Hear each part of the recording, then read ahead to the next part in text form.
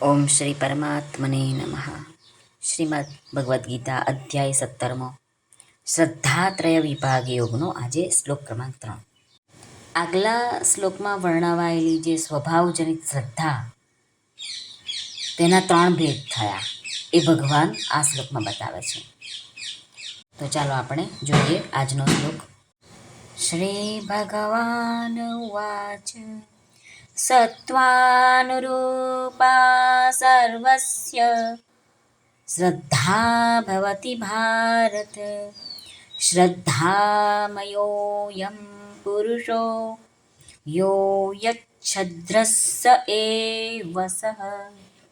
શ્રી ભગવાન અર્જુનને કહે છે, હે ભરતવંશી, સૌ માણસોની શ્રદ્ધા એમના અંતઃકરણને અનુરૂપ હોય છે. આ જીવાત્મા શ્રદ્ધામય છે, માટે જે માણસ જેવી શ્રદ્ધા રાખનારો છે એ પોતે પણ એવા જ સ્વભાવનો છે. સત્વાનુરૂપા સર્વસ્ય શ્રદ્ધા ભવતિ ભારત. સ્વામી રામસુખદાસજી કહે છે કે જેને સ્વભાવજનિત કહેવામાં આવી તેને જ અહીં સત્વાનુરૂપા ભગવાને કહી છે. સત્વ નામ અંતઃકરણનું છે.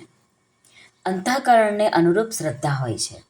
એટલે કે જેવું અંતઃકરણ હોય છે તેમાં એવી શ્રદ્ધા હોય છે, એવા સંસ્કારો હોય છે. જેવી રીતે કે સાત્વિક, રાજસ અને તામસ, જેવું જેવું અંતઃકરણ એવા એમના શ્રદ્ધા, એવી એમના સંસ્કારો હોય છે. બીજા શ્લોકમાં ભગવાને કહ્યું હતું દેહી નામ. એ જ પદને અહીં સર્વસ્ય પદથી કહી રહ્યા છે. સર્વસ્ય પદ એ છે કે જેઓ શાસ્ત્ર વિધિને ન જાણતા હોય અને દેવતા વગેરેનું પૂજન કરતા હોય તેમની જ નહીં, પરંતુ જેઓ શાસ્ત્ર વિધિને જાણતા હોય કે ન જાણતા હોય, માનતા હોય કે ન માનતા હોય, અનુષ્ઠાન કરતા હોય કે ન કરતા હોય, ગમે તે જાતિ હોય, ગમે તે વર્ણ હોય, આશ્રમ હોય, સંપ્રદાય હોય, દેશ હોય, કોઈ પણ વ્યક્તિ ગમે તેવી પણ કેમ ના હોય, તે બધાની સ્વાભાવિક શ્રદ્ધા 3 પ્રકારની જ હોય છે: સત્વ, રાજસ અને તમ. શ્રદ્ધામયોऽયં પુરુષ. આ મનુષ્ય શ્રદ્ધા પ્રધાન છે. આથી જેવી તેની શ્રદ્ધા હશે તેવું જ તેનું સ્વરૂપ હશે. તેના દ્વારા એવી જ પ્રવૃત્તિ થશે. યો યચ્છદ્રસ્સ એવ સઃ. મહારાજ કહે છે કે જે મનુષ્ય જેવી શ્રદ્ધાવાળો છે તેવી જ તેની નિષ્ઠા હશે. તેના અનુસાર જ તેની નિષ્ઠા હશે અને તે પ્રમાણે જ એમની ગતિ થશે. તેના દરેક ભાવ, દરેક ક્રિયા અંતઃકરણની શ્રદ્ધાના અનુસાર જ થશે. જ્યાં સુધી તે સંસાર સાથે સંબંધ રાખશે ત્યાં સુધી અંતઃકરણને અનુરૂપ જ તેનું સ્વરૂપ રહેશે. જીવ માત્ર પરમાત્માનો અંશ છે. એટલા માટે કોઈ મનુષ્યમાં રજોગુણ હોય, તમોગુણ હોય તો એને નીચો ન માની લેવો. કેમ કે કયો મનુષ્ય કયા સમયે કયા ગુણને પ્રાપ્ત કરશે એ આપણને ખબર નથી. પરમાત્માનો અંશ આ આત્મા છે. એને જેવો જેવો સંગ મળશે, શાસ્ત્ર મળશે, સત્પુરુષો મળશે કે જેવા જેવા વ્યક્તિ એને મળશે એવું એનું અંતઃકરણ બનશે અને એ પ્રમાણે જ એમની સાત્વિક, રાજસી કે તામસી શ્રદ્ધા પણ બની જાય છે.